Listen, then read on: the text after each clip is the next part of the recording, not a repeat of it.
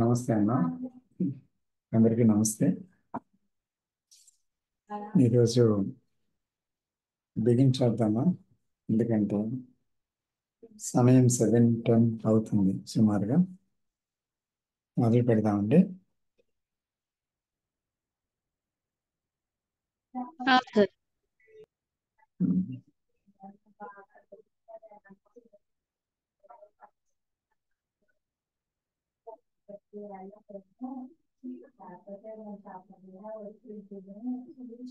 దేని గురించి మాట్లాడదాం ఈరోజు?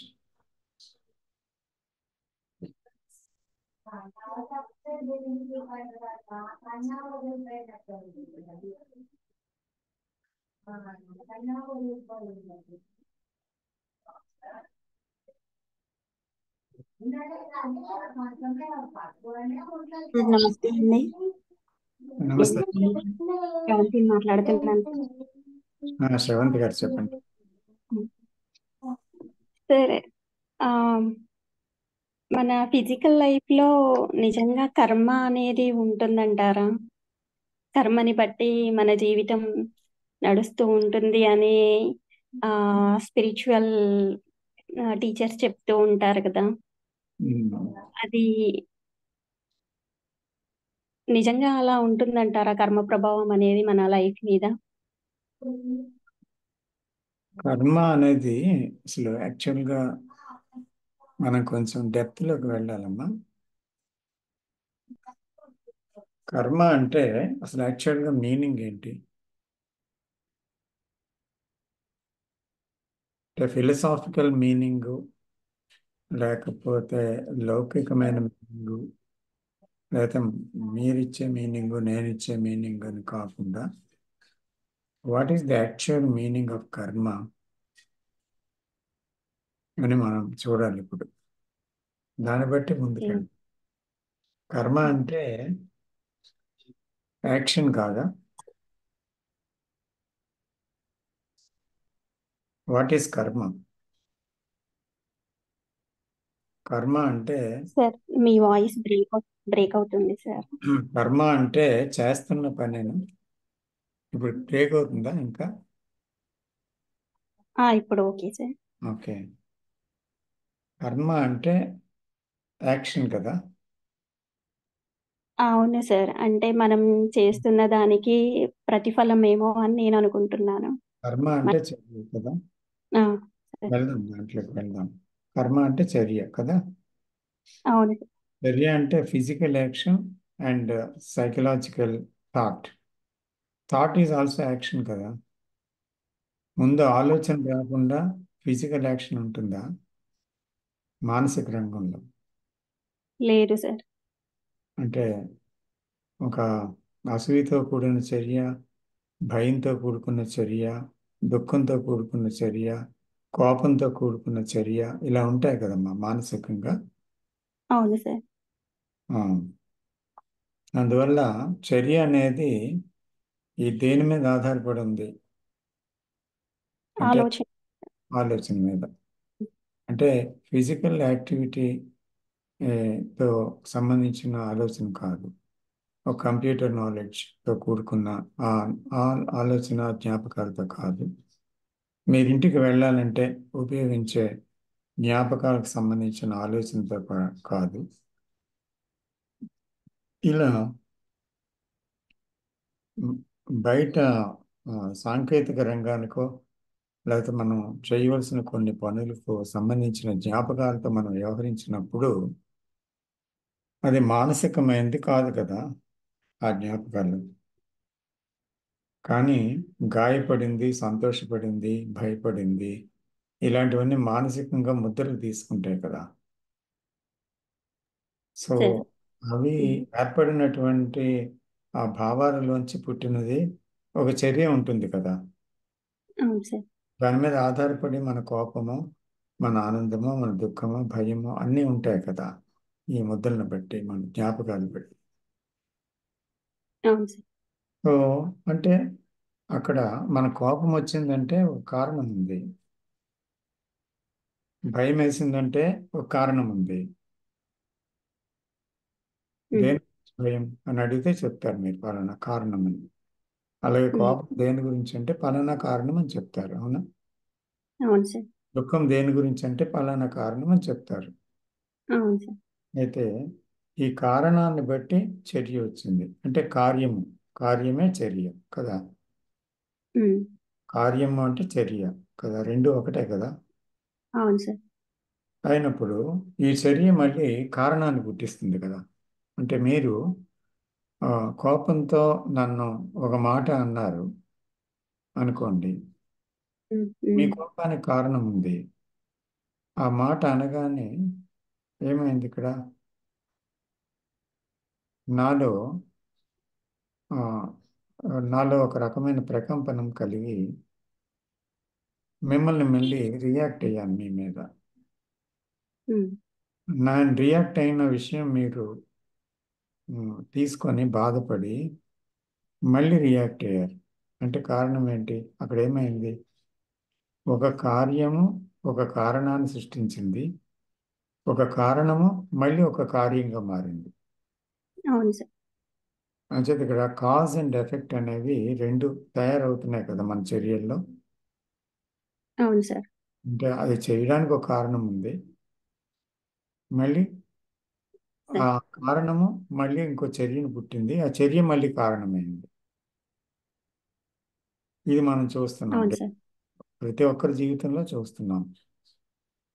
అయితే ఉమ్, ఈ చర్య కారణాలు ఒకదానికొకటి సంబంధింపబడి ఒక విషయ సర్కిల్గా అంటే ఒక పాయిజనస్గా అంటే అదే పరిభ్రమణం ఉమ్, లోని కార్యం కారణం కారణం కార్యం అలా తిరుగుతూ ఉంది కదా అవును సార్. నిత్య జీవితంలో. అవును సార్. అంచేత ఈ కార్యకారణాలు అనేవి ఒకదాన్నొకటి అనుసరించి వెళ్తున్నాయి అనేది మనం చూడగలం. కార్యం లేని కారణం లేదు, కారణం లేని కార్యం లేదు. అవును సార్. అంచేత రెండు ఒకదానికొకటి ఒకదాని వెనకాతల ఒకటి ఒక చక్రం లాగా తిరుగుతూ ఉన్నాయి. అది నెవర్ ఎండింగ్ అది. అవును సార్. అంచేత ఇక్కడ కర్మ అనేది ఏంటి? యాక్షన్ అనేది మనస్సు మీద ఆధారపడి అంతు లేకుండా కొనసాగుతుంది. ఆ అవును సార్. కారణం కార్యం, కార్యం కారణం అలాగా కొనసాగుతుంది. ఉమ్, అంటే ఆ, మనం చేసినటువంటి ఒక కోపానికి ఆ, తిరిగి ప్రతిఫలం మనకి అక్కడే దొరుకుతుంది. అలాగే ఆ ప్రతిఫలం నుంచి మళ్ళీ మనం మాట్లాడిన దానికి ఆ, అంటే దానివల్ల ఆ కారణంతో మాట్లాడిన దానికి మళ్ళీ మరొక ప్రతిఫలం, ఆ ప్రతిఫలం నుంచి మళ్ళీ ఇంకొక కారణం పుడుతూ వస్తుంది. అంటే కర్మ అంటే అలాగ అంతు లేకుండా కొనసాగేటువంటి కార్యకలాపం మానసికంగా ఫిజికల్గా జరుగుతుంది అది కదా. అవును సార్. ఆ, ఇప్పుడు అదొక కంటిన్యూస్ ప్రాసెస్. చెప్పండి. ఒక కంటిన్యూస్ ప్రాసెస్ గా ఉంటుంది అదే ఇంకా మన జీవితంలో. అవును అవును. ఉమ్, అంతట పూర్వజన్మ ఆ, కర్మ ఇప్పుడు అనుభవిస్తున్నాం అనేది మనకి ఆ, పూర్వజన్మ ఉందో లేదో మీరు చూడలేదు. అవును సార్. కాబట్టి మీకు ప్రత్యక్ష సాక్ష్యం ఏంటి అంటే మీకు కనిపిస్తున్న వాట్ ఈజ్ ఏంటి అంటే ఒక కార్యకారణాలతో కూడుకున్న ఒక జీవితం నడుస్తుంది. అది అంతు లేకుండా కొనసాగుతుంది. ఉమ్, కాబట్టి కారణం అనేది లేకపోతే కార్యం ఎక్కడుంది అని అడుగుతున్నాం. మనం చూడాలి. ప్రతిదానికి ఒక కారణం ఉంది. మీ భయం అనేది ఒక కారణం. ఉమ్, తర్వాత దుఃఖం అనేది ఇంకో కారణం.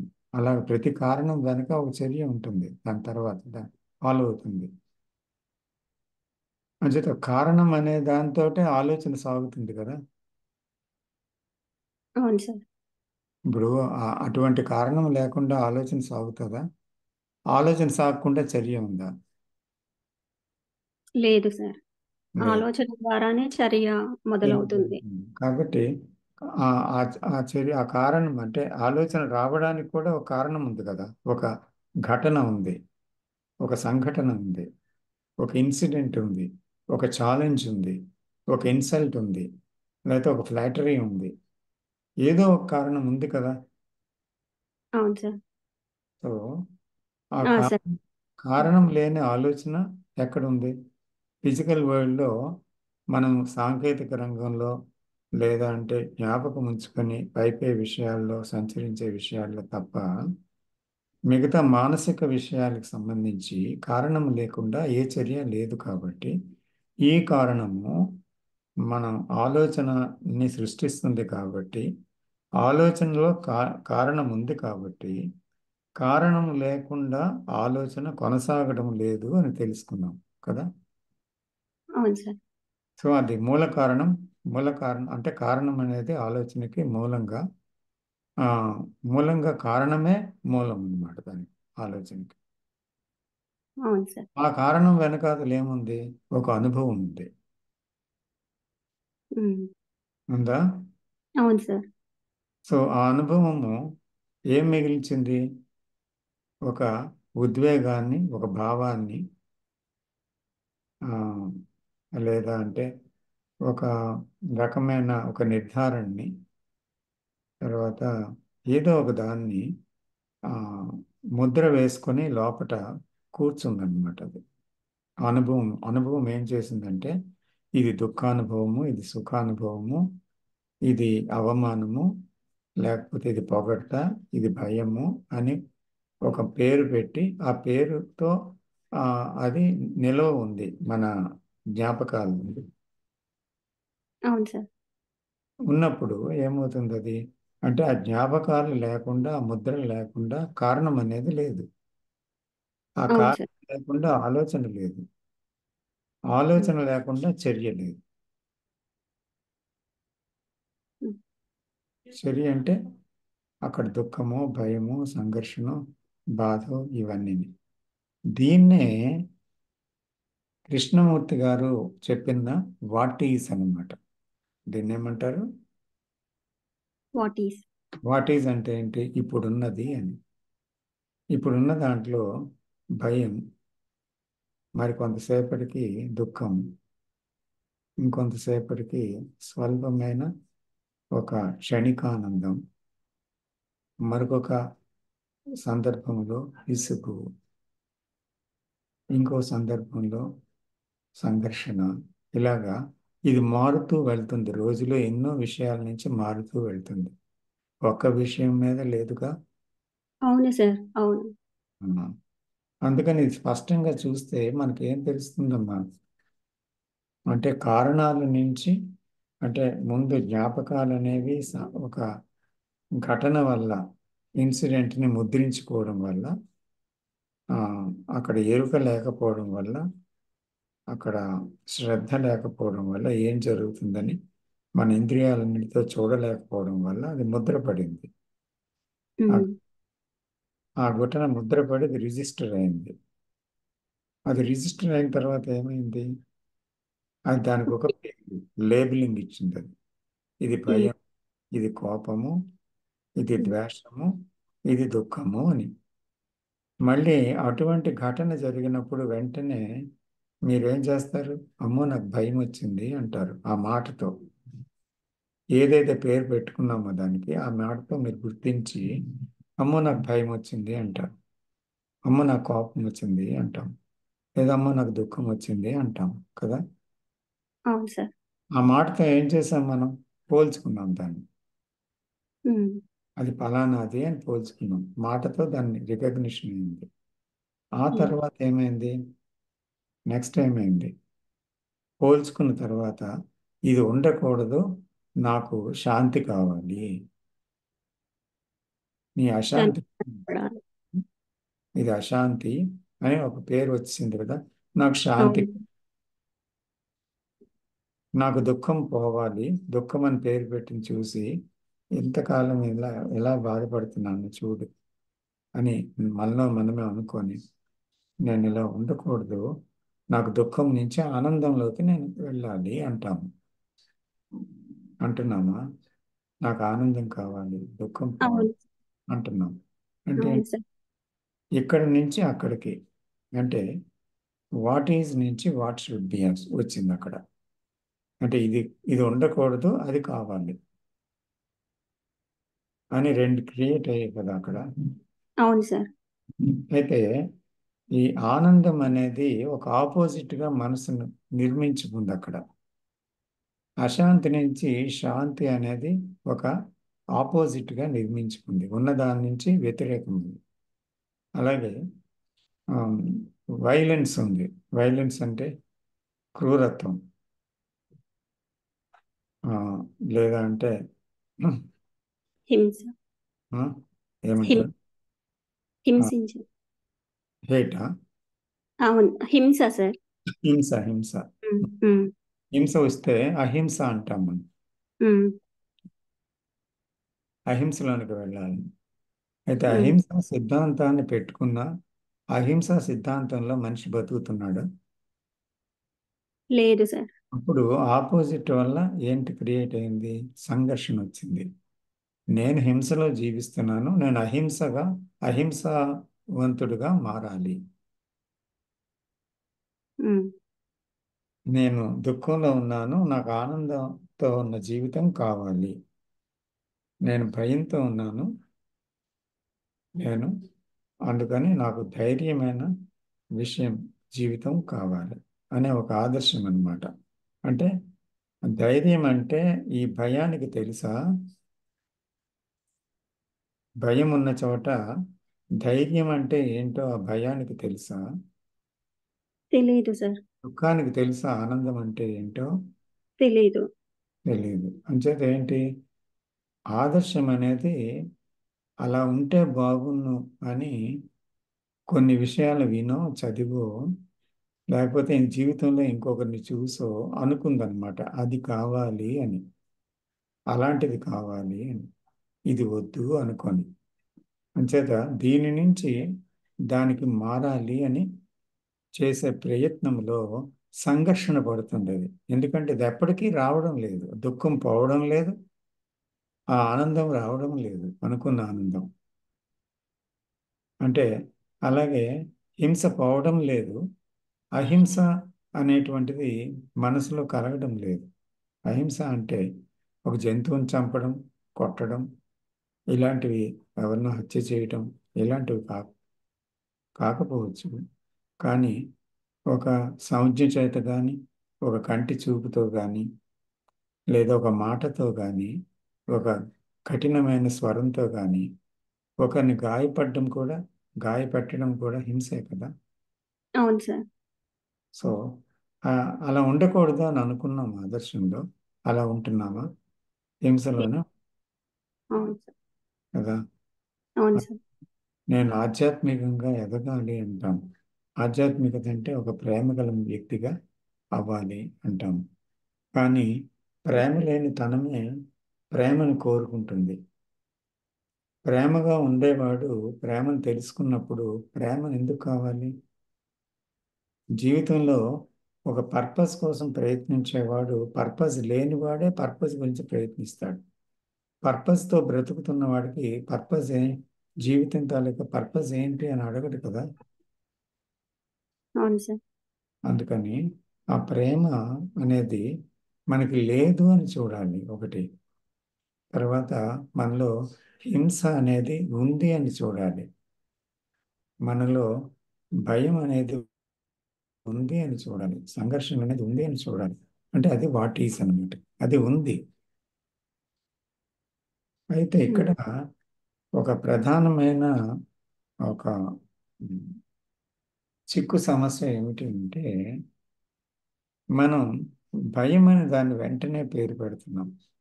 ఆ పేరుతో పాటే దానికి సంబంధించిన జ్ఞాపకాలు, దానికి సంబంధించిన ఆలోచనలు వచ్చి మనల్ని బాధిస్తున్నాయి. మీ జీవితంలో జరిగే ఘటనలన్నీ గుర్తొస్తాయి, తర్వాత భయం వేస్తుంది. అలాగే దుఃఖం అని పేరు పెట్టగానే మీ జీవితంలో అనుభవించిన దుఃఖ ఘటనలు అన్నీ చూసి ఇదే కదా నా జీవితం అని మన మీద మనకి జాలి కలిగి దుఃఖం వస్తుంది. అంచేత ఏం చేస్తుంది పేరు, ఏం చేస్తుంది, మన గతంలోనికి తీసుకెళ్ళి మన అనుభవాల్లోని మనం ఎలా ఉన్నాం అనేది మనకి చూపిస్తుంది అవును సార్. కదా. అందుకని పేరు లేకుండా అసలు మనలో వచ్చినటువంటి భావాలు ఏంటి వస్తున్నాయో దాన్ని చూడగలము. దాని పేరు అక్కర్లేదు. ఏదో ఒక ఉద్వేగం వచ్చింది, అది భయమా, దుఃఖమా, ఘర్షణ అవసరం లేదు. కానీ దాన్ని అలాగే చూడగలమా పేరు పెట్టకుండా? ఎందుకంటే పేరుతో పాటు గుర్తింపు, గుర్తింపుతో పాటు దానికి సంబంధించిన జ్ఞాపకాలు, ఆ తర్వాత ఇది వద్దు అది కావాలి, ఇక్కడి నుంచి అక్కడికి ప్రయాణం, ఇది ఎంతకాలం అని వాపోవడము, తర్వాత ఎవరు దీన్ని కాపాడుతారు నన్ను అని, నేనేం చేయగలను దీని గురించిన ఆలోచనలు, ఆ తర్వాత ఎడతెగని ఆలోచనల్లో అంతా కన్ఫ్యూజన్ అనమాట వస్తుంది, గందరగోళం అవుతుంది. అందువల్ల ఇక్కడ చేయగలిగిందల్లా ఏంటంటే ఉన్న దాన్ని ఒప్పుకొని, అవును ఇది ఉందని చూసి దానితో ఉండగలమా, అంటే అది ఎలాగ కదులుతుంది, మనసులో శరీరంలో ఎటువంటి ప్రకంపనలు వస్తున్నాయి, మనస్సులో ఎటువంటి మాటలు ఆ, పుడుతున్నాయి, ఆలోచనలు ఏ విధంగా పుట్టి కదులుతున్నాయి లోపట, ఇలాంటివన్నీ వాట్ ఈజ్ కింద వస్తాయి. సో అప్పుడు జరుగుతున్నది అనమాట వాట్ ఈజ్ అంటే. సో దాని యందు భవిష్యత్తులో ఏం అవ్వాలి అనేది వదిలేసి దాని అందే ఏం జరుగుతుంది అని పూర్తిగా ఎరుకతో, శ్రద్ధావంతమైన ఎరుకతో మన ఇంద్రియాలన్నీ ఒక్కటిగా చేసి, అంటే మన మనస్సు, మన బుద్ధి, మన మెదడు, మన రక్త కణాలు, మన నరనరాలు, మన అవయవాలు అన్నిటినీ కలిపి మన శక్తి అంతా ఒకదానికి, ఏదైనా ఒకటి వస్తే ఎదుర్కొంటాం కదా, అప్పుడు మన శక్తి అంతా ఉపయోగిస్తాం. నీళ్ళు అంటుకుంది అనుకోండి, అప్పుడు ఏం చేస్తారు, మీ శక్తి అంతా ఉపయోగించి బకెట్తో నీళ్ళు పోసి, మీకు అంత ధైర్యం, అంత శక్తి లేకపోయినా మీరు అటు ఇటు పరుగులు తీసి, కేకలేసి, బకెట్ తీసి, ఆర్పేసి ఏదో చేయడానికి చాలా ఎనర్జీ ఉపయోగిస్తారు. అలాగా ఈ వాట్ ఈజ్ అనే దాన్ని చూడాలంటే, when we draw the all energy from the body, mind and everything, heart, everything, మన ఎగ్జిస్టెన్స్ అంతట్లోని, మన ఉనికి అంతట్లోని ఇంద్రియాలన్నిటితో మొత్తం దాన్ని చాలా పవర్ఫుల్గా, అంటే అటెంటివ్గా, శ్రద్ధావంతంగా, ఫుల్గా ఫోకస్ చేయగలమా ఏ ఆలోచనలు కదులుతున్నాయి ఇప్పుడని. అలా చూసినప్పుడు ఏమవుతుంది,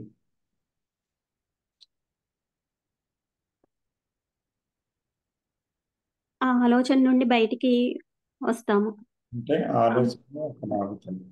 అక్కడ ఆగితే అక్కడ ఏమైంది, అక్కడ ఆగినప్పుడు అక్కడ భయం ఉందా? ఆలోచనతోటే కొనసాగుతూ వెళ్తున్న ఆ భయం అక్కడ ఉందా? ఆలోచనలతోటే కొనసాగి వెళ్తున్న ఆ దుఃఖం అక్కడ ఉందా? లేకపోతే ఆలోచనలు ఆగడంతో అది కూడా ఆగిందా?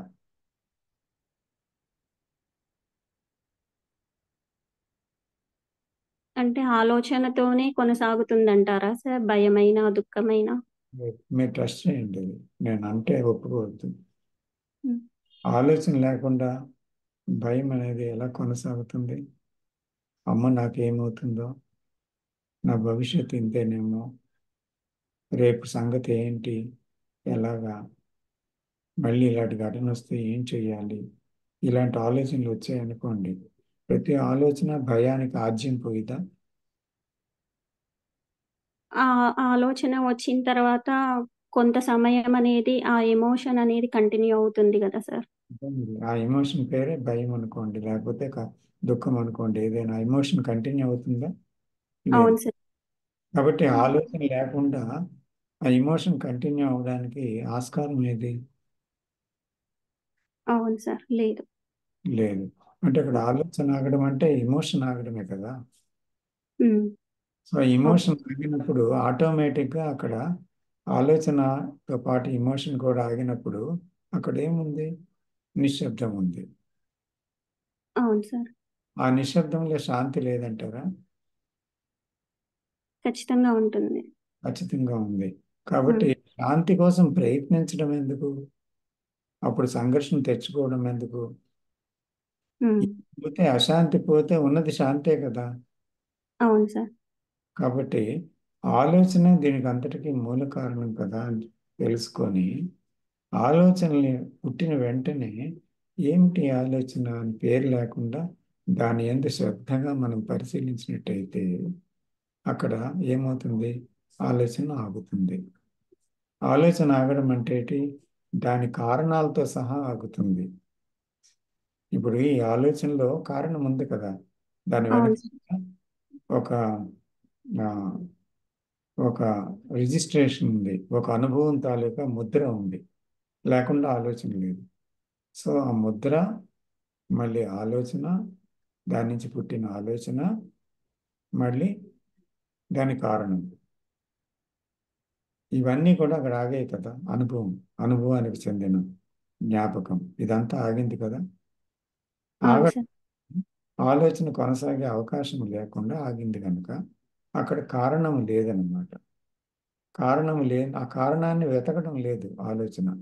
ఎందుకంటే ఎంతవరకు ఆలోచన ఏం చేస్తుందమ్మా? కారణాలు వెతుకుతుంది. అమ్మా నాకు భయం దీనివల్ల దానివల్ల అని పేరు పెట్టి ఆ, ఆ, ఉన్నది భయమే. దానివల్ల ఏదైనా కావచ్చు. 1000 కారణాలు ఉండొచ్చు భయానికి, కానీ ఉన్నది భయమే కదా. ఒకరి డబ్బు, ఒకరికి ఆ, మరొకటి ఇలాగా రాజకీయాలు, ఒకరి పదవి, ఒకరికి కీర్తి, అది పోతుందేమో, అది ఉండదేమో అనేటువంటి ఒక భయం. రేపు జరగబోయేది ఏం జరుగుతుందో అనే ఆలోచనలో భయం. ఇవన్నీ ఆలోచన ఆగుతున్నప్పుడు అవి లేవు కదా. అవును సార్. కాబట్టి ఆలోచన అనేది అంత తీవ్రంగా మనం చూసినప్పుడు అక్కడ ఆలోచన, శ్రద్ధావంతమైన చూపులో ఆలోచన ఆగింది. అంటే దాని కారణంతో పాటు ఆగింది అక్కడ. అంటే అక్కడ నిశ్శబ్దం ఉంది. ఆ నిశ్శబ్దంలో చర్య ఏంటి? కారణం లేదు, ఆలోచన లేదు, ఇంకెటువంటి చర్య ఉంటుంది? ఏమీ ఉండదు సార్. ఏ చర్య లేదు. అంటే అక్కడ ఏ చర్య ఉంది? ఏ చర్య లేదంటే పర్టికులర్గా ఒక చర్య అంటూ లేదు. అంటే ఇది చెయ్యాలి, ఇలా బయటపడాలి, దీన్ని ఇలా మార్చాలి, దీన్ని అణగద్రొక్కాలి అనే చర్యలు ఏవి దాని నుంచి పుట్టడం లేదు.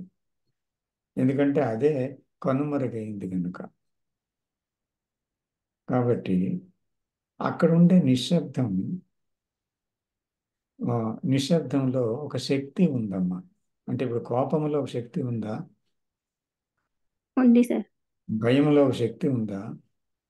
ఒక ప్రకంపనలు తెలుస్తాయి సార్. వైలెన్స్లో వైలెన్స్ తీవ్రమైనప్పుడు ఏమవుతుంది? ఒక ఏమవుతుంది అక్కడ? హింస హింస ఉన్ ఉన్మాదం కింద మారుతుంది తీవ్రమైతే. అతను ఆ తీవ్రతలో ఏం చేస్తాడో తెలియదు. ఆ భయం అనేది దాని ప్రొటెక్షన్ కోసం దేన్నైనా చేస్తుంది, ఏదైనా తలపడుతుంది. ఎందుకంటే తన సుఖం, తన క్షేమం ఇది కావాలి దానికి. సో మనస్సు, ఫిజికల్ బాడీ ఓకే, కానీ శరీరం తన తన ఏదైనా ఒక ఆపద సంభవిస్తే దాన్ని తప్పుకుంటుంది, వెంటనే దూరం వెళ్ళిపోతుంది. కానీ మానసికంగా మనిషి ఎందుకు భయపడాలి అంటే, గతంలో జరిగిన విషయాలను తలుచుకొని భయపడాలా? ముద్రలు ముద్రలు ఉండడం వల్ల భయం వస్తుందా? జ్ఞాపకాలే భయానికి కారణమా? సో అనుభవాలే వీటికి తోడై అవి ముద్రల కింద మారి అవి జ్ఞాపకాలుగా మారడం వల్ల ఈ ఆలోచన వస్తుందా? ఇవన్నీ చూస్తే మనము అవును అనిపిస్తుంది.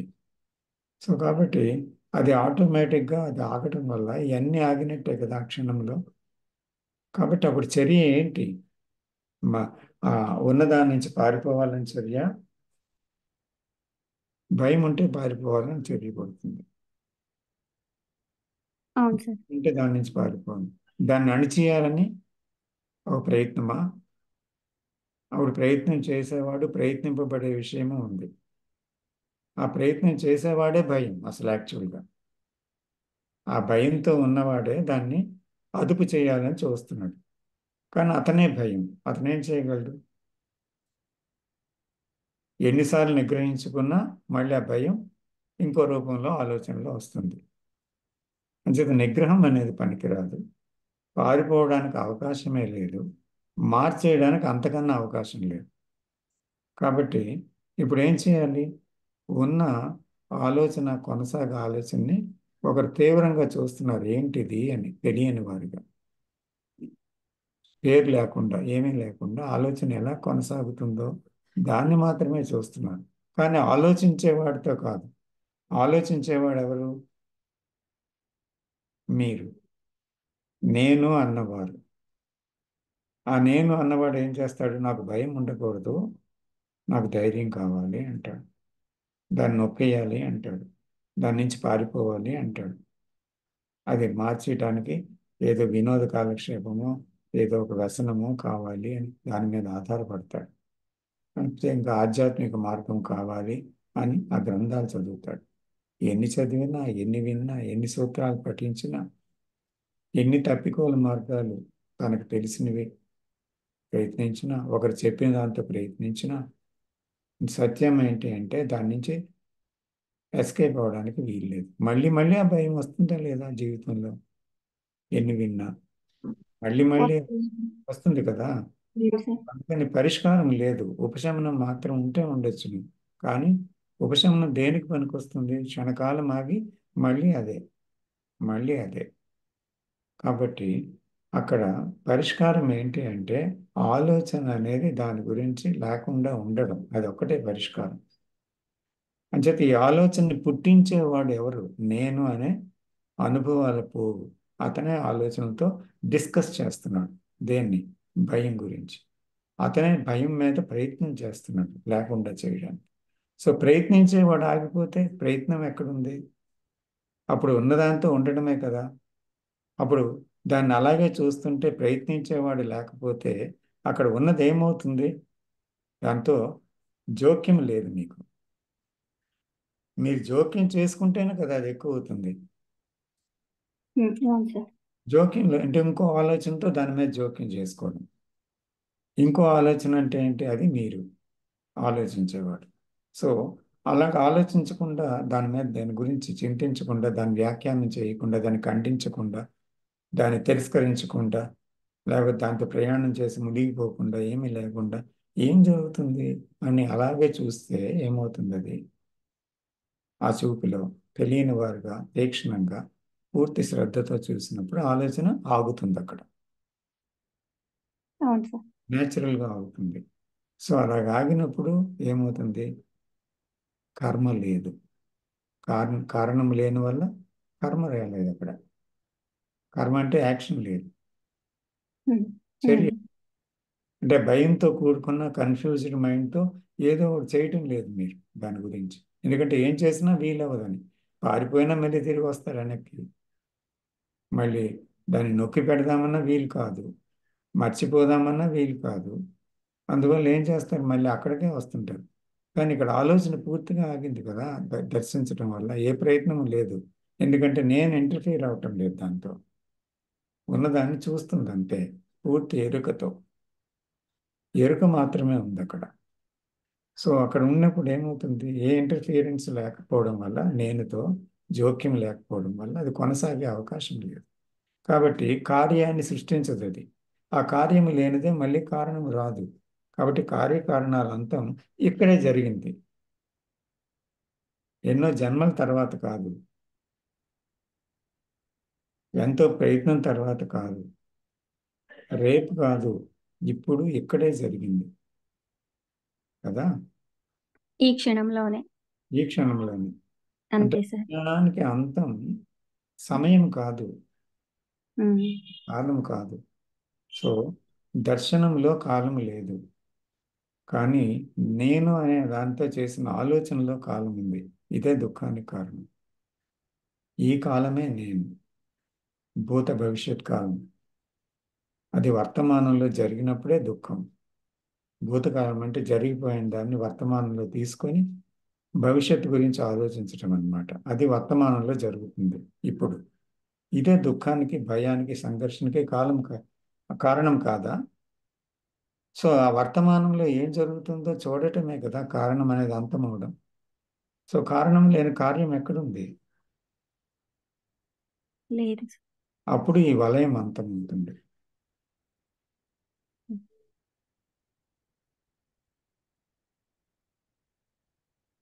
ఇప్పుడు దర్శించడం అనేది అంటే నాకు తెలియక అడుగుతున్నాను సార్. ఇప్పుడు కేవలం అలా చూడడం చూ దర్శించడం అనేది ఒక ప్రయత్నము అని అనుకోకూడదా? అలా దర్శించడంలో ఒక కారణం ఉంటే అది దర్శించడం కాదు. అప్పుడు నేనుంది అక్కడ. హుహు. ఒక నేను ఉన్నప్పుడు, కారణం ఉన్నప్పుడు ప్రయత్నం ఉంది. ఇక్కడ దర్శించడం దేనికోసం దర్శిస్తున్నారు? అది ఏంటి అని తెలుసుకోవడానికి చూస్తున్నారు అంతే. అది పోవాలని కాదు మీ ఉద్దేశం. సపోజ్ హ్మ్. ఉద్దేశం పెట్టుకొని చూశారనుకోండి, అది ఎప్పటికీ పోదు. అది ఆగదు ఆలోచన. ఏ ఉద్దేశము లేని ఒక చూపు. ఒక అంతే చూపు. కదా! ఆ! దీన్నే ఎంపిక హ్మ్. లేని ఎరుక అని కృష్ణజీ అన్నారు. హ్మ్. అవును సార్. హ్మ్. దీన్నే ఉదాసీనమైన ఎరుక అంటారు. దీన్నే తక్షణమైన ఎరుక అంటారు. హ్మ్. సో ఆ ఇన్స్టెంట్ గా ఏమీ లేనటువంటి అమాయకమైన చూపది. ఏంటి అని పిల్లలు ఎలా చూస్తారమ్మా? ఏదైనా కొత్తగా చూస్తే వస్తువుని ఆశ్చర్యంగా ఇంతెంత కళ్ళు పెట్టుకొని చూస్తారు కొత్తగా. అవును సార్. అలా మనం చూడగలము. అది అన్నమాట క్వశ్చన్.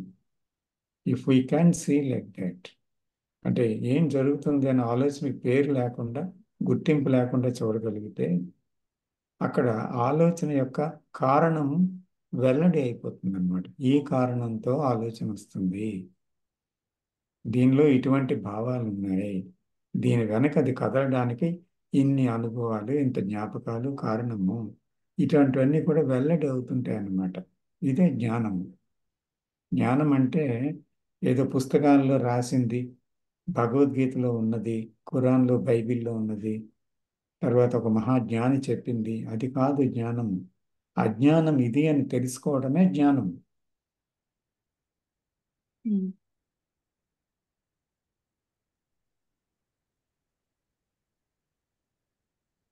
ఆ తెలుసుకోవటం అనేది నేనుతో కాకుండా చూసినప్పుడే జరిగేది, సంభవించేది.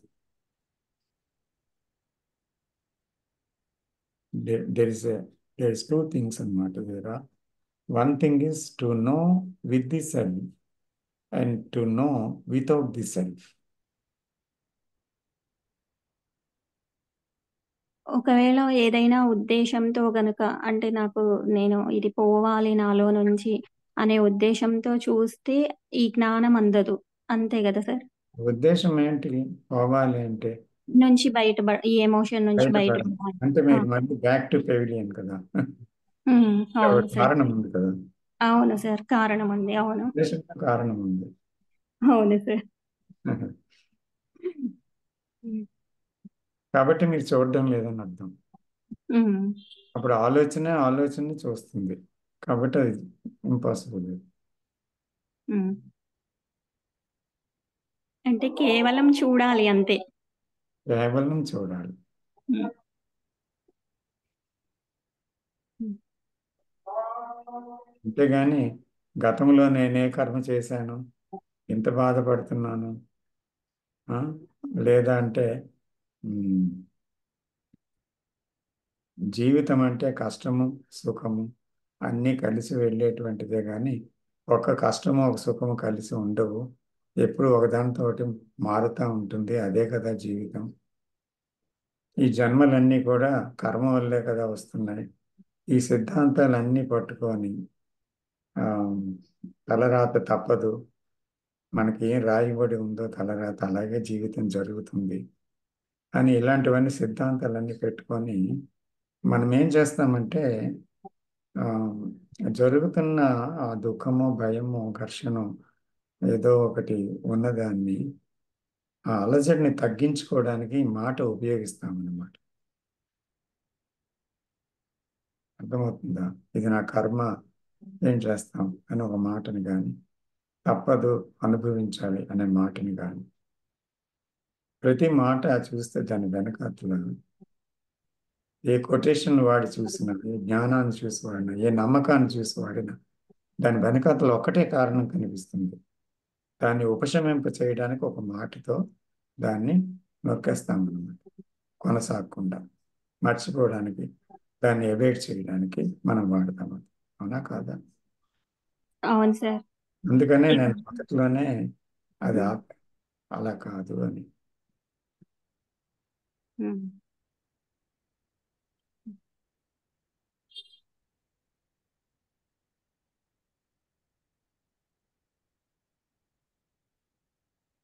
అర్థమైందమ్మా? సార్, ఎంత మీరు చెప్పినా చివరికి ఆలోచన ఆగడమే ఉమ్. అన్నింటికి ఉమ్. పరిష్కారం. అని తెలుసుకున్నారు. అవును సార్. కాబట్టి ఆలోచనే దుఃఖానికి మూల కారణమని కనుక్కున్నారు. కాబట్టి ఉమ్. ఇప్పుడు చర్య ఏంటి? ఆలోచన చూడడం తప్ప మీరు చేయగలిగేది ఏమీ లేదు. ఏమీ లేదు. ఆ, అప్పుడు అవును. అలాగ చూసినప్పుడు ప్రమేయం లేకుండా, గోల్ లేకుండా, ఆపాలని కాకుండా, ఆపిన తర్వాత వచ్చే శాంతి గురించి ఆలోచించకుండా, ఏమీ లేకుండా అలా చూసినప్పుడు మీకు దాని నుంచి విడుదల తక్షణమే సంభవిస్తుంది. ఏ క్షణానికి ఆ క్షణమే, చూసిన ప్రతి క్షణం. ఉమ్. విజిట్ నోట్. అంటే అలా చూడడమే ఇంకా మన జీవితం అవ్వాలా సార్?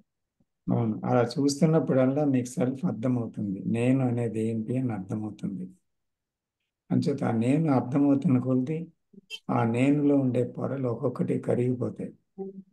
నేనే కదా దుఃఖము, నాకు దుఃఖం కాదు కదా. నేనే కదా భయము, నా ఆలోచనలు నేనే కదా. అంచేత నా దుఃఖము నేనే కదా, నా భయము నేనే కదా. ఇదంతా ఆలోచనలు, జ్ఞాపకాలే కదా, అది నేనే కదా అనేటువంటి విషయము వచ్చి, ఇంకా అది మీరే అయినప్పుడు మీరేం చేయగలరు? మీకన్నా ఒక బయట ఒక వస్తువు ఉందనుకోండి, అప్పుడు దాన్ని మార్చేయగలరు, దాన్ని లేకుండా చేసేయగలరు, దాన్ని దూరంగా విసిరేయగలరు, లేకపోతే దగ్గరగా తీసుకోగలరు. అది మీరే అయితే ఏం చేయగలరు? ఆ నేను నుంచి బయటపడటమే. మీరేం చేయలేరు. అప్పుడు ఆ నేను చూడాలి. ఇదా అంతే. ఉమ్. ఇదా నేను అని చూస్తున్న కొద్దీ నేను అర్థమై రాలిపోతున్నాను. ఉమ్. That's it. ఉమ్. అదే దుఃఖానికి విముక్తి, దుఃఖం నుంచి విముక్తి. ఉమ్. ఆ నేను నేను నుండి బయటపడాలి అనే ఆలోచన కూడా లేకుండా జస్ట్ ఆ నేనుని చూడడమే అంతే మనం చేయవలసింది. అంటే దుఃఖము చేత, ఇవి అన్నిటి చేత నేను అనేది ఏర్పడింది. నేను అవును. అనేది నిజంగా లేదు. అది అభాస, imagination.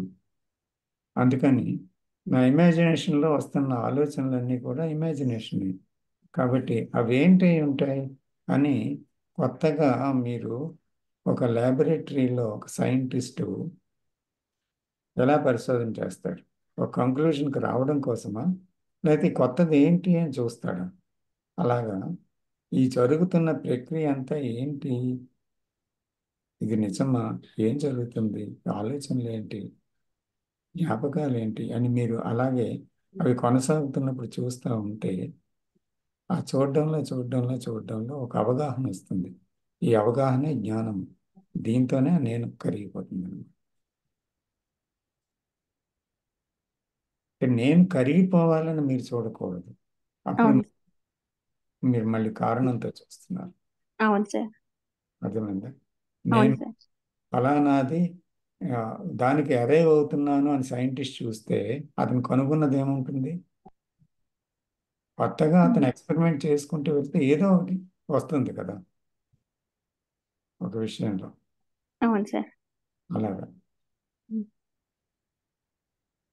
Thank you sir. Welcome. చాలా చక్కగా చెప్పారు సార్. నేను చెప్పలేదు థ్యాంక్ మీరు చక్కగా వినుంటారు. Thank okay. You sir. మీరు విజయ్ గారు. సరే వనిజ, నీ క్వశ్చన్స్ ఉన్నాయా? లేవా? సార్ నాకు ఒకటే ఒక అడుగు అడుగు అడుగు. అంటే అదే నేను అలా ఫస్ట్ టీచింగ్ లో ఉన్నప్పుడు చాలా ఆసక్తితో అలా వెళ్తున్నప్పుడు ఈ నేను ఎంటర్ అయిపోయి నేను చేయాలనుకుని పెద్ద పిట్ ఫాల్ సార్. ఇంకా అసలు అది చెప్పలేను. అవును. ఇంకా చాలా పెద్ద పిట్ ఫాల్ అనమాట అది అసలు. అది మళ్ళీ అక్కడి నుంచి కొత్త ఫేజ్ స్టార్ట్ చేయాలంటే భయం వేసింది నిజంగా. మళ్ళీ అందులో భయం వేసింది సార్. అంటే ఇప్పుడు మనం ఏమన్నా ఒకటి నేర్చుకున్నాం అనుకోండి, అది బాగా ఆ, ఇప్పుడు కార్దే నేర్చుకుని పెద్దది ఏమైనా జరిగితే మళ్ళీ అక్కడికి వెళ్ళటానికి ఎలా అయితే భయపడతానో అలా జరిగిందనమాట. నేను చేసే ద్వారా అదేం జరగదు అని అర్థమైంది. నేను ప్రయత్నిస్తున్నాను అది. ఎప్పుడైతే ఉందో అప్పుడు పెద్ద పిట్ ఫాల్ పడింది సార్. నాకు బాగా అర్థమైంది అది. అదే అర్థం కావాలి. ఆ, ఓహో ఇది అర్థం అయితే వచ్చేదన్నమాట. ఇది నేను ద్వారా వచ్చేది కాదు. టీచింగ్ అంటే ఎందుకంటే దీనికి గణజ గారు మనకి ఒక అలవాటు ఉంది. ఫిజికల్గా మనం ఒక పని చేసినప్పుడు దాని ఫలితం ఉంది ఫిజికల్ వరల్డ్. సో ఎఫర్ట్ పెడితేనే మీరు ఏదైనా చేయగలరు. వంట కానీ, మీ పిల్లలకి విద్యా బుద్ధులు చెప్పించడం కానీ, లేకపోతే మీ సాంసారిక జీవితం నడపడం కానీ, ఏదైనా టెక్నికల్ ఇష్యూ వస్తే దాన్ని సాల్వ్ చేయడం కానీ, ఏదైనా మీరు ఆ సాల్వేషన్ గురించి ఒక దృష్టి పెట్టి దాని గురించి ప్రయత్నిస్తేనే అది జరుగుతుంది. అది ఫిజికల్ వరల్డ్. బట్ మనం ఏం చేసామంటే అది సైకలాజికల్ వరల్డ్కి అప్లై చేసాం. అంటే ఈ ప్రయత్నం అనేది మనం ఏం చేసాము, మానసిక రంగానికి తీసుకొచ్చి అదే అలవాటుని ప్రయత్నంతో కోపాన్ని, ప్రయత్నంతో భయాన్ని, ప్రయత్నంతో దుఃఖాన్ని, ప్రయత్నంతో మనశ్శాంతిని పొందాలని చూస్తున్నాం. కానీ అలా జరగదు అక్కడ. It is entirely different field. ఇది తెలియక ఏం చేస్తున్నామంటే పిట్ ఫాల్ అంటే అదే. అంటే నేను ఇలా చెయ్యాలి అని ఒక టీచింగ్ వచ్చిందనుకోండి, దాన్ని నేను ఇలా చెయ్యాలి అంటూ మనసు అంటూ దానికి ఒక ప్రణాళిక రచించుకుంటుంది, ప్రయత్నం అనేది పెడుతుంది. ఇది ఎప్పుడైతే నేను ఇలా చెయ్యాలని ఒక ప్రణాళిక రచించి ప్రయత్నం పెడుతుందో అక్కడ నేనున్నాను కదా. అంచేత ఆ నేను అంతం చేయలేదు కదా. అంచేత అది మళ్ళీ గోతులో పడుతుంది. అది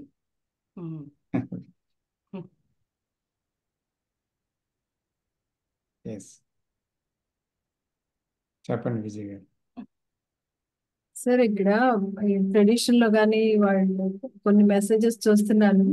నీలో ఉన్నది నువ్వు ఒకటే, రెండుగా లేవు, అంతా ఒకటే అని పెడుతుంటారు తెలుగులో మెసేజెస్. సో అంటే అది అబ్జర్వర్ ఈజ్ అబ్జర్వ్డ్ అని పెడుతున్నారా సార్? అది అబ్జర్వర్ ఈజ్ అబ్జర్వ్డ్ అంటే నీలో ఉన్నది నీవు ఒకటే అంటే అక్కడ చైతన్యం గురించి మాట్లాడుతున్నారా అనేది నాకు డౌట్ వస్తుంది. సాంప్రదాయంలో అయితే చైతన్యం గురించే మాట్లాడుతున్నారు. ఏంటి సార్? సాంప్రదాయంలో అయితే ట్రెడిషనల్ వేలో ఉండేటువంటి ఆ చైతన్యమే మీరు అని అర్థంతో చెప్తారు అక్కడ. సో అదే అబ్జర్వర్ ఈజ్ అబ్జర్వ్డ్ కాదనిపిస్తుంది నాకు. అబ్జర్వ్డ్ అంటే కంటెంట్ అబ్జర్వర్ అంటే సెల్ఫ్. ఆ సెల్ఫ్ లో ఉండే కంటెంట్ మనం అబ్జర్వ్డ్ అంటున్నాము, అంతే కదా సార్? సో అది ఇది ఒకటి కాదు స్టేట్మెంట్.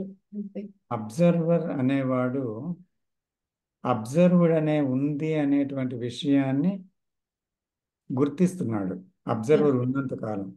అబ్జర్వరే లేడనుకోండి, అబ్జర్వ్డ్ అనేది ఎక్కడ ఉంది అంటే, because I have knowledge and I have the power of recognition and I have memory and this past, because of all that content, ఈ పదార్థమే నేను. సో ఈ తెలుసున్న జ్ఞాపకాలు, తెలుసున్న ఆలోచనలతో ఒకదాన్ని ఉన్నదాంతో ఇంటర్ఫియర్ అవుతున్నాను. ఆ తెలుసున్న విషయాలు తెలియకుండా పోయాయి అనుకోండి, అబ్జర్వర్ లేడు అక్కడ, without any knowledge. So how can he give a name and description or analysis for that? So observed అనేది అక్కడ ఇతను ఉండబట్టే అబ్జర్వ్డ్ ఉంది. ఇతను లేకపోతే అబ్జర్వ్డ్ ఎలా ఉంది? అయితే కొండలు, గుట్టలు, చెట్లు లేవని కాదు, అవి మాటిమాటిగా ఉన్నాయి. అది వేరు. మానసిక రంగంలో మనం పెట్టుకున్న ఆశలు, కోరికలు, భయాలు ఇవన్నీ అబ్జర్వ్డ్ అనే మనం చూస్తున్నాం కదా. అంటే నాకు భయం ఉంది, నాకు దుఃఖం ఉంది, నాకు సంతోషం ఉందని. Because you are recognizing it with the old knowledge, it is there. But if there is no recognition, if there is no naming, if means there is no observer as the past, because the observer is the past knowledge. If he is not there, the memories are not there, then what is then jealousy? What is then hatred? There is no observer. It ends with the observer. As long as the observer is there, the observed is there. When the observer is completely absent, where is the observer? Yes, that makes sense. So tradition లో చెప్పేది వేరు, మన observer Krishnamurthy గారు అంటే చెప్తున్నారు. Unless when the observer is the observed అనే విషయం సత్యంగా తెలిస్తే మనకి, అంటే ఆ సెల్ఫ్ పోతే, అప్పుడు ఏది ఉందో అది మీరే. అంటే ఇప్పుడు చూడండి, కోపం మీరు కాదా, మీకంటే వేరా? భయం మీరు కాదా, మీకంటే వేరా? సంఘర్షణ మీరు కాదా, మీకంటే వేరా? మేము వేరుగా చూసి దాన్ని ఏదో చేయాలని చూస్తున్నాం. అబ్జర్వ్డ్ అయినప్పుడు ఏమవుతుంది? అది మీరే అని తెలుస్తుంది. ఎందుకంటే మీరు లేనప్పుడు అది లేదు, మీరు ఉన్నప్పుడు అది ఉంది. కాబట్టి మీరు ఉండబట్టి అది ఉంది, కాబట్టి అది మీరే అని తెలుస్తుందా? అందుకని అది పోయింది అనుకోండి, when the observer is the observe, అలా జరిగింది అనుకోండి, రెండు ఒకటే అయిపోతే ఏమైంది? అక్కడ వాట్ ఈస్ ప్రివైలింగ్ దేర్? ఏమీ లేదు. అక్కడ ఏమీ లేదంటే అంతటితో మీరు ఉన్నారు. ఆ నిశ్శబ్దమే మీరు. అక్కడ ఏది ఉంది? అక్కడ నిశ్శబ్దమే ఉంది. ఆ నిశ్శబ్దమే మీరు అవుతున్నారు, ఆ చైతన్యమే మీరు అవుతున్నారు.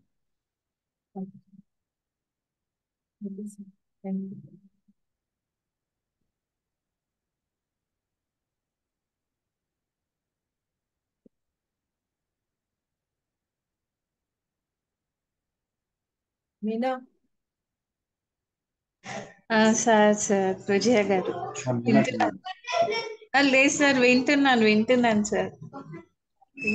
సార్. నా క్వశ్చన్ వచ్చినప్పుడు అడుగుతాను సార్.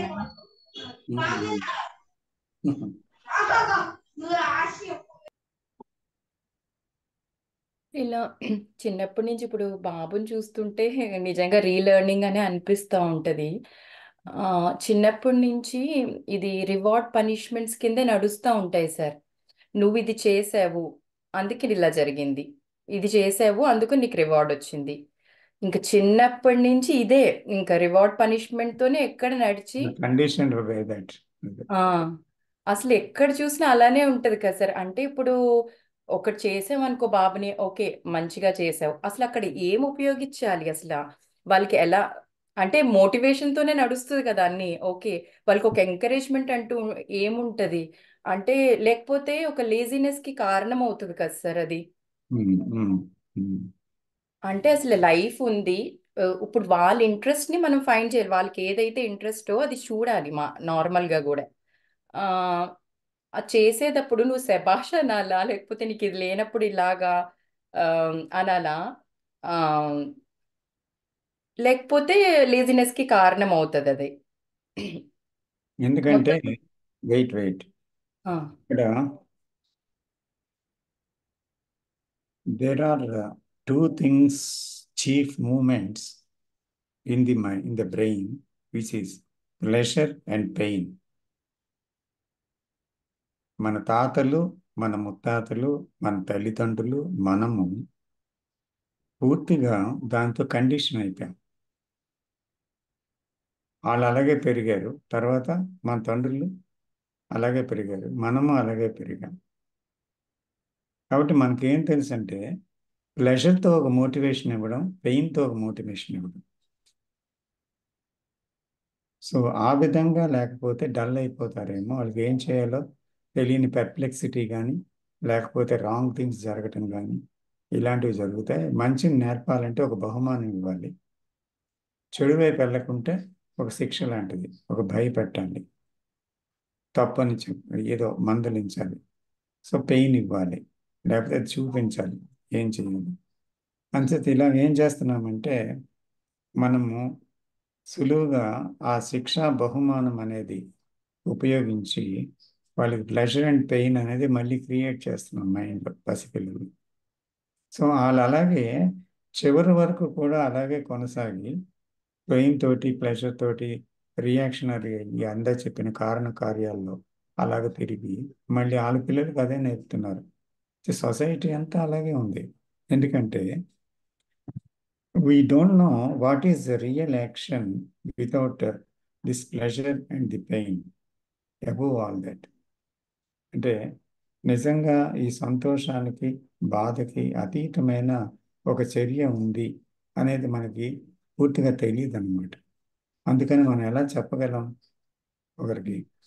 అందువల్ల మన మనసు ఏం శంకిస్తుందంటే ఇలాగ లేకపోతే ఒకలాంటి అయోమయ స్థితిలో పడిపోతారు, వాళ్ళకి తెలియదు అనేసి ఒకలాంటి అభిప్రాయం మన మీద మనకున్న అభిప్రాయమే వాళ్ళ మీద చెప్తాము అనుకుంటాము. సో అందుకని మనం we have to search out what is why I have grown in pleasure in pain, what is the motivation for that, why it is there, is it necessary to live అనేది దాని మీద మనం research చేయాలి, మనం వెతకాలి, question చేయాలి, enquiry చేయాలి. చేస్తే అప్పుడు మనకు తెలుస్తుంది అనమాట. అంటే without any motive we don't know action అని. ఇప్పుడు పిల్లలకు ఆ మోటివ్ ఇస్తేనే ఒక చర్య చేస్తున్నారు. అలాగే మోటివ్ అనేది ఉంటేనే చర్య చేయగలం అనేది మనకి బాగా లోపలికి వెళ్ళిపోయింది. మైండ్ అలాగనే చేస్తుంది. అంటే ప్రతిదీ కూడా మోటివ్తో చేయడమే మనకు తెలుసు. అలా కాకుండా అసలు ఆ ప్రేమ అనేది దాని మట్టుకు అదే క్రియేటివ్గా పనిచేయగలదు. దాని మట్టుకు అదే వితౌట్ ఎనీ మోటివ్. మోటివ్ ఉంటే అది ప్రేమ కాదు, మోటివ్ ఉంటే అది సుగుణం కాదు. ఒక వర్చ్యూ ఉందనుకోండి, if you have a motive it is not at all a virtue. నేను ధర్మం చేస్తే పుణ్యం వస్తుందని మీరు చేస్తే ఆ మోటివ్ అది పుణ్యం అనేది. సో అది అప్పుడు ధర్మం కాదు. నన్ను ధర్మం చేయడం నలుగురు చూస్తే బాగుంటుందని 100 రూపాయల నోటికి ఒక 10 చేర్చి అందరు చూస్తుండగా ఇస్తే అక్కడ మోటివ్ ఉంది. సో అందుకని సేవ అనేది మంచిదే ప్రజలకి. కాబట్టి అందరూ నన్ను సేవా తత్పరుడిగా చూపించుకోవాలని ఒక వీడియో తీసి అందరు పేదలకి భోజనాలు పెట్టారనుకోండి, మీరు వెల్లడి చేశారు, అప్పుడు మోటివ్ ఉంది. It may give pleasure to you but it has a motive. So అందుకని ఆ మోటివ్తో చేసిన ఈ కారణాల్లో ప్రేమ లేదు, అది సంకుచితమైనది, సెల్ఫ్ సెంటర్డ్ యాక్టివిటీ అవుతుంది. సో ఇది చిన్నప్పటి నుంచి మనం అలవాటు చేసామన్నమాట పిల్లలకి. ఎందుకంటే మనకు అది అలవాటైంది, మనకు అది తెలుసు కనుక. సో మనం ముందు కనుక్కోవాలి, ఏంటి మోటివ్ లేకుండా జీవించడం ఎలా సాధ్యం. అప్పుడు మనకి వాళ్ళకి ఏం చెప్పాలో తెలుస్తుంది కదా. ఇలా చెప్పమని నేను అన్ను, ముందు మనకు తెలుస్తుంది. There is awakening of intelligence in us. That intelligence is nothing but love. So that speaks, not you speak.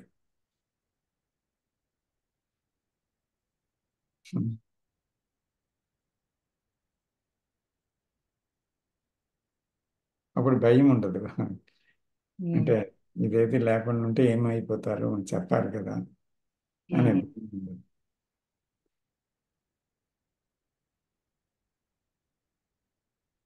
ఒక జస్ట్ క్వశ్చన్ అరైజ్ అయ్యి అడుగుదాం. అంటే ఇప్పుడు ఫ్రీడమ్ ఫైటర్స్ ఉన్నారు కదా సార్, నాకు అంటే అర్థం చేసుకోవడానికి వాళ్ళు మోటివ్ లేకుండానే చేసినట్టు అని అనిపిస్తుంది నాకు. వాళ్ళకి మోటివ్ ఏమి ఉన్నట్టు నాకు అనపడు. చాలా మంది వాళ్ళకి కూడా మోటివ్ ఉంది.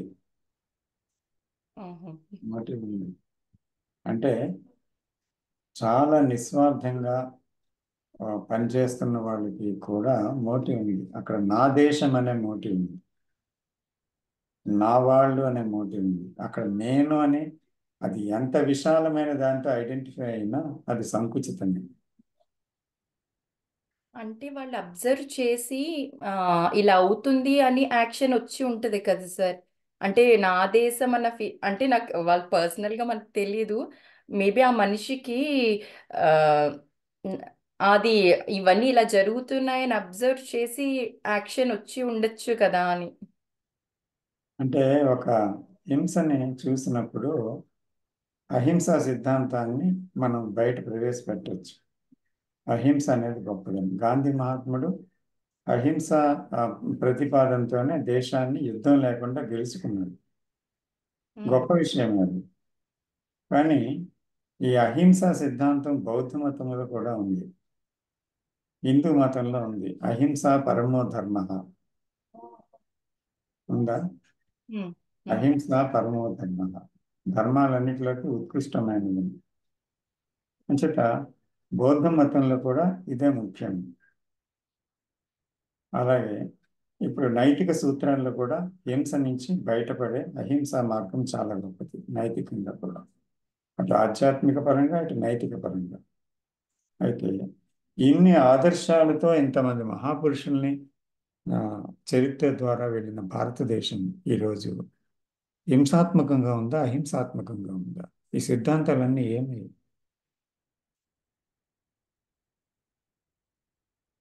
కాబట్టి అహింసా సిద్ధాంతం అనేది కాదు కావాల్సింది, హింస నుంచి అహింసలోనికి మారాలి అనేది కాదు.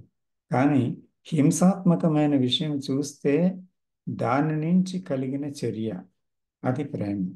ఆ హింసతో బతకలేక, ఆ హింసని దర్శించలేక, ఆ హింసని వినలేక, అది సెన్సిటివిటీ అంటారు దాన్ని.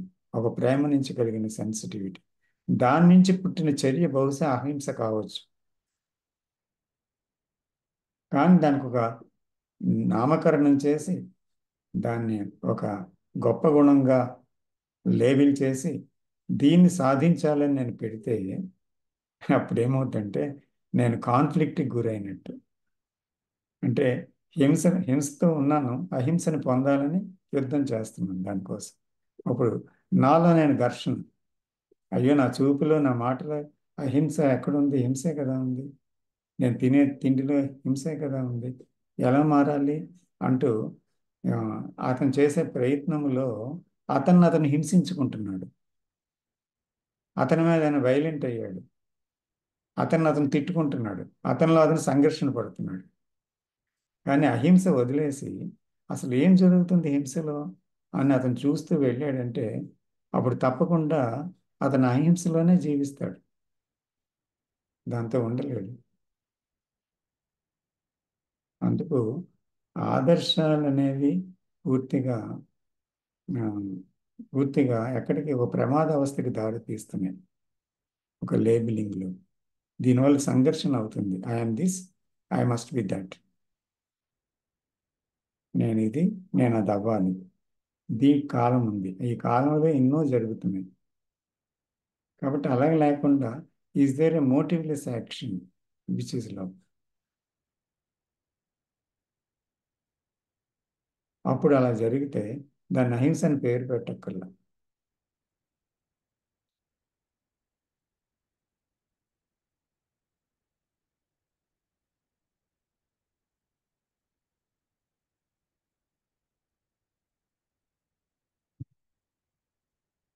నా దేశం, నా మతం, నా ప్రజలు, నా కుటుంబం, నేను, ఇదంతా ఒకటే.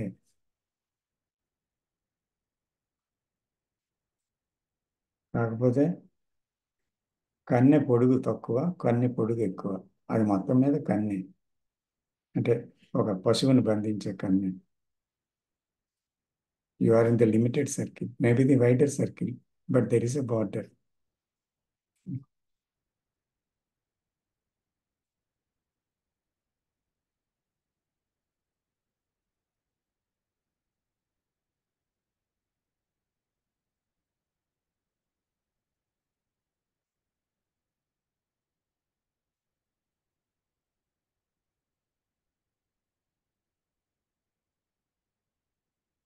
ఒక మనిషిలో నేను యొక్క ప్రభావానికి తను గురై తను పాడై ప్రపంచాన్ని పాడు చేస్తున్నాడు. తను స్వార్థపూరిత కార్యకలాపాలకి లోనై ఎన్నో ఈవిల్ యాక్షన్స్ అన్నీ కూడా అతని నుంచి బయలుదేరుతున్నాయి. కాబట్టి దానికి చందాదారుడయ్యాడు. యాక్చువల్గా చూస్తే మానవ చైతన్యం అంతా ఒకటే కాబట్టి దాని ప్రభావం మానవుల మీదే అందరి మీద ఉంటుంది. నేనేం చదువుతున్నానో, నేనేం చర్య చేస్తున్నానో, నేనేం చింతిస్తున్నానో, నేనేం మాట్లాడుతున్నానో, ఈ అన్నిటి ప్రభావం నాతోనే ఉండదు. అది చుట్టూ ఉండే మానవుల మీద ప్రభావాన్ని చూపిస్తుంది. ఎందుకంటే ఒక బాడీలో ఉండేటువంటి కణాలన్నీ కలిపితే ఒక బాడీ. అలాగే మానవులలో ఉండే చైతన్యం అంతా కూడా ఒక మానవ శరీరం. అది మీ శరీరం వేరు, నా శరీరం వేరు, మరొక శరీరం వేరు కాదు. కాబట్టి ఒక అణువు కానీ తన మట్టుకు తను చింతించి తను ఏంటి అని కనుక్కోగలిగితే ఆ ప్రభావం తతిమా అణువుల మీద కూడా తప్పకుండా పడితీరుతుంది.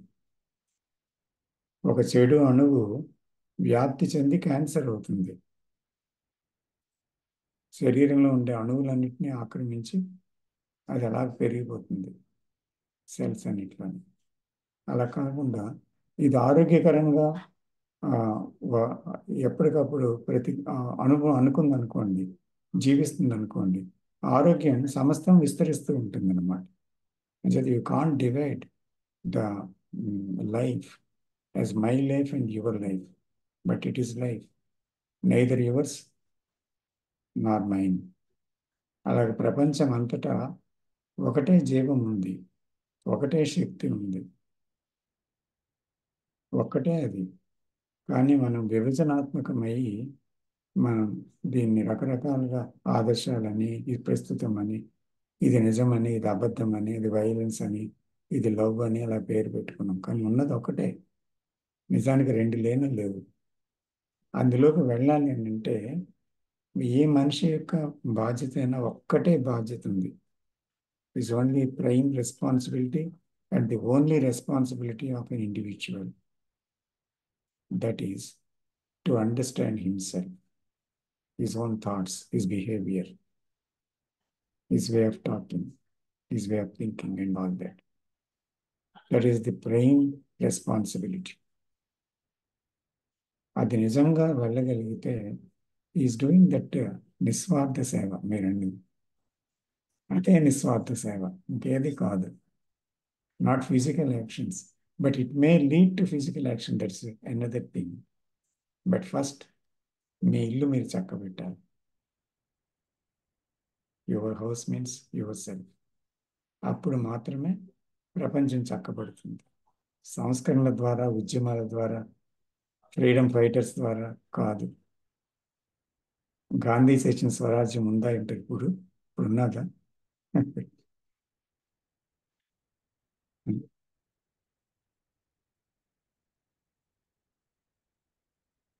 సో అందుకని ఏమవుతుందంటే స్వతంత్రత అనేది, స్వాతంత్ర్యం అనేది, it is freedom from the mind, not from anything else out side. It belongs to the అంతరంగం.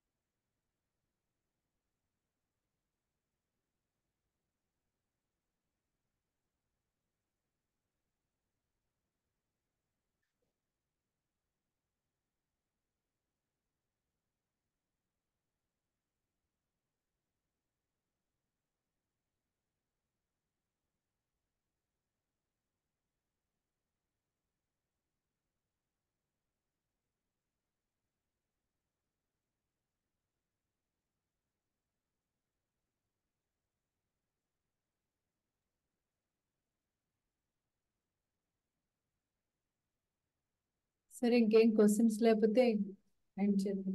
నేను చేసేద్దామా? ఓకే. స్రవంతి, మీకు ఏమైనా ఉన్నాయా ఇంకా క్వశ్చన్స్? మేడం ఏం లేవమ్మా. So thank you. Okay thank sir, you. Thank you. నమస్తే. Thank you. థ్యాంక్స్.